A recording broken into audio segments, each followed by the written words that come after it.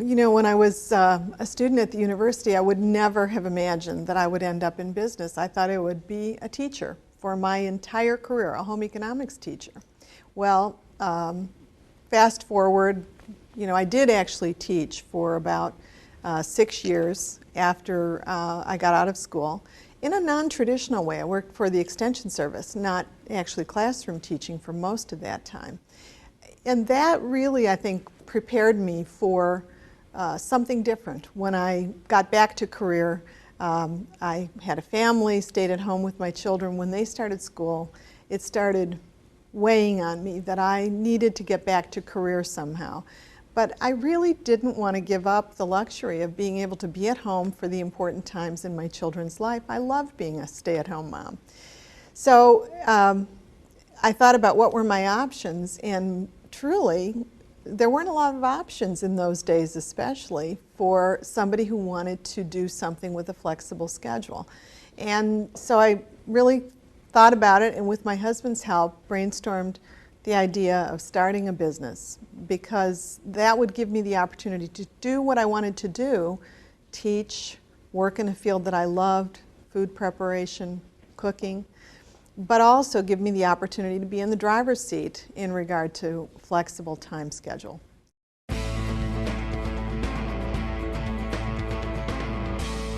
You know, truly talk about a light bulb moment. There really was that moment where I thought, yes, I can do this. I'd been kind of fighting with the idea for weeks, maybe even months, and thinking, no, I'm not a business person, I'm a teacher. I don't think I can be a business person. And then all of a sudden, and it really, I have to credit my husband. He was the one who said, wait a minute, you don't get it. You can do this your own way, on your own terms. And then I kind of sat back and thought, okay, I get it. I don't have to have all the things that I think are bad about direct selling, about home parties that were prevalent at the time. I can do it my way. I can teach, I can have great quality products, I can do things that I think people really need and want and will appreciate. And from that moment on, it was almost that I can't sleep at night excitement about just pushing forward with this idea and bringing it to a reality.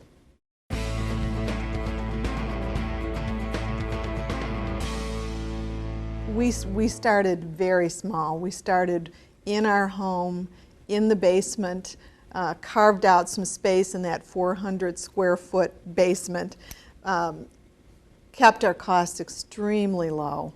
We were working against a $3,000 loan on my husband's life insurance policy.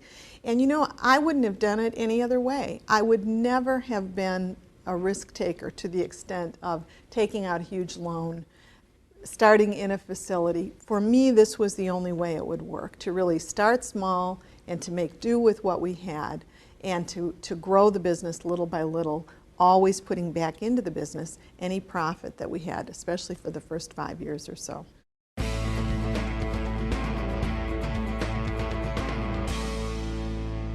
We started the business with a $3,000 loan, very low interest loan on my husband's life insurance policy.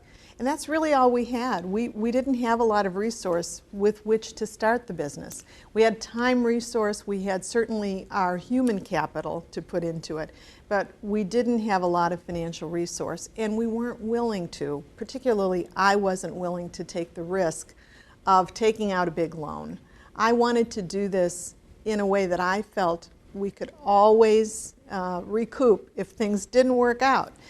Fortunately for us, the business was a success from the very beginning and continued to grow and build really over the first 7 or 8 years quite slowly, but in a way that I was very comfortable because I could continue to learn and I could try things and see how they worked and then either dig more deeply into that path or direction, or else retreat and go in a different direction. But it really was the perfect way for this business to begin.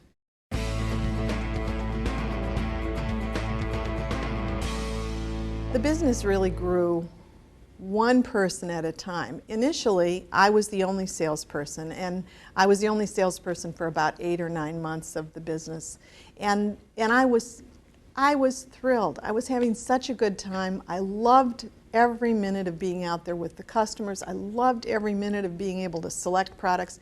There were probably a few things that I didn't love to do, and I had to do everything, because as a sole proprietor of a business, you really have to wear lots of hats. But for the most part, I was having the time of my life with this business and growing it one person at a time. About 8 months into the business, the first person came up to me, he was a customer at a show, and said, "I'd like to do what you're doing. You look like you're having a good time. I've got little children. I think I could do this." And I had to kind of take a step back and think, oh, all right.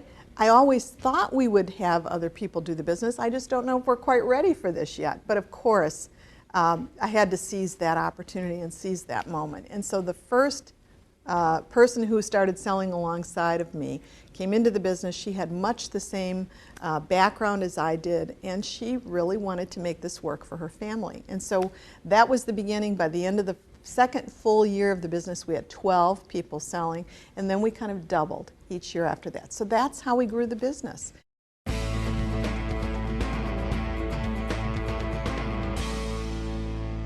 You know, what I saw in home parties in the day was, first of all, a model that I thought I could work with. Being able to work the business from home and go out and do these home parties, we called them kitchen shows at that time. To be able to do those in the evening when my husband could be at home with our children, or on occasionally on a weekend day when he was able to be there for my children, was a very comfortable format for me. So choosing home parties was important from that standpoint. It also allowed us to start this business with a very small investment, small inventory. And I really grew to like the idea of working from home. It was wonderful. I mean, I could be at my desk making calls and put a load of laundry into the washer and dryer. I could run upstairs and start dinner. I could be there when the doorbell rang and my kindergarten daughter was, getting off the school bus. So it really was a terrific way for us to work, and it was the right choice.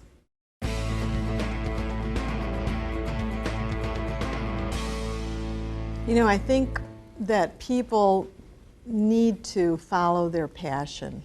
If it's something that they feel strongly about, if it's an idea that just keeps resurging in their minds and recirculating, and they can't get it out of their mind, they probably have an idea that's worth at least investigating and taking some steps to figure it out. My strongest piece of advice is, first of all, follow your instinct.